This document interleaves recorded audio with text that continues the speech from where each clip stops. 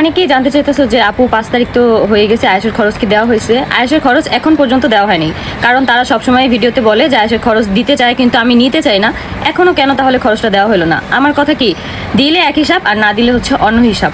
যদি না দেয় আমাকে ডিরেক্ট বলে দিবে। মানুষের কাছে তো এত নাম ফুটায় লাভ নেই যে আমরা খরচ দিতে চাই, খরচ নেয় না। তাহলে এখনও কেন এই পর্যন্ত খরচ দেওয়া হইতেছে না? আমার প্রশ্নই এটা।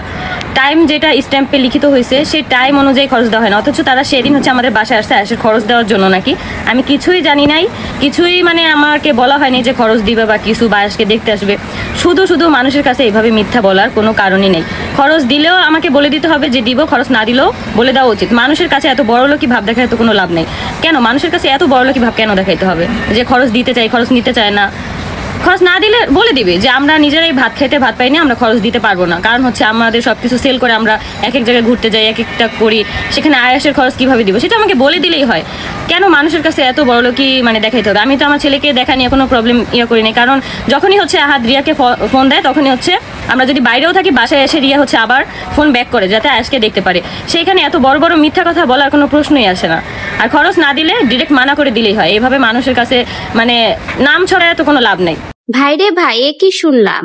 আহাদ তিশার থলে নাকি ফুটা, জিনিসপত্র বেচে নাকি ফুটানি দেখাতে কক্সবাজার ঘুরতে যায়। ভাবা যায়, ঘুরতে যাওয়া মানুষের কত শখ যে জিনিসপত্র বেচে শেষমেশ কিনা এদেরকে ঘুরতে যেতে হয়, তাও আবার চামচা সাথে নিয়ে। একা যাবে না, জিনিসপত্র বেচে চামচা নিয়ে সাথে ঘুরতে যাবে আখিকে টেক্কা দেওয়ার জন্য। ওই যে আখি গেছে বান্দরবন ঘুরতে, আখির উপর তো উঠতে হবে, ওকে টেক্কা তো দিতেই হবে। এজন্য শেষমেশ এরা নাকি জিনিসপত্র বেচে আবার কক্সবাজার ঘুরতে গেছে। আর কত নিচে নামবি রে ভাই তোরা? এক তো ছেলের খরচ দিতে পারিস না, আবার মুখে বড়লোকি চাটাম ছাড়িস। কত বড় বড় কথা তোদের মুখে। ছেলের নাকি খরচ দিতে গেছিলি, তা ভাই সেই ছেলের খরচের টাকা কই? শেষমেশ কি ছেলের খরচের টাকা দিয়ে এই কক্সবাজার চামচা নিয়ে ঘুরতে গেলি যে এখনো ছেলের টাকা দিতে পারলি না? আখি যেভাবে আজকে তোদের ঘষা দিল, তোদের যেভাবে আজকে নাক মুখ কাটলো, তোদের কি লজ্জা হয় না?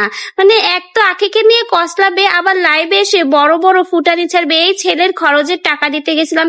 তা ভাই ছেলের খরচের টাকা কি কক্সবাজার যে ঘুরলি খেয়ে শেষ করে দিয়ে এসেছে? কি যে আর বলবো, কিছু কিছু মানুষ আছে যে যোগ্যতায় পেরে না উঠে চোপা দিয়ে ছাড়বে, এদেরও তাই অবস্থা। আখির সাথে তো কোনোভাবে এরা পেরে উঠছে না কাজে কর্মে কোনো দিক থেকে, এই জন্য চোপা ছেড়ে যদি একটু পারে।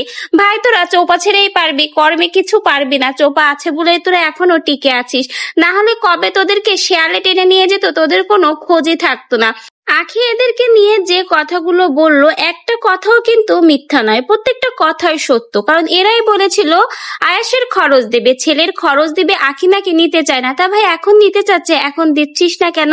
না মাস হয়ে গেছে বলে ছেলের খরচ দিতে হবে তাই লেজ গুটিয়ে সবগুলো পালিয়েছিস? এখন আর কোনো ছেলের খোঁজ খবর নেই। কিছুদিন আগেই ছেলের জন্য ভালোবাসা যেন উতলায় পড়ছিল। ভাই আখি যে লাইভে এসে এদের মুখে ঝামা ঘষলো, এদের ওই মিথ্যা মুখোশটা খুলে দিল, একদমই ঠিক কাজ করেছে, কারণ এরা ঝামা খাওয়ারই যোগ্য।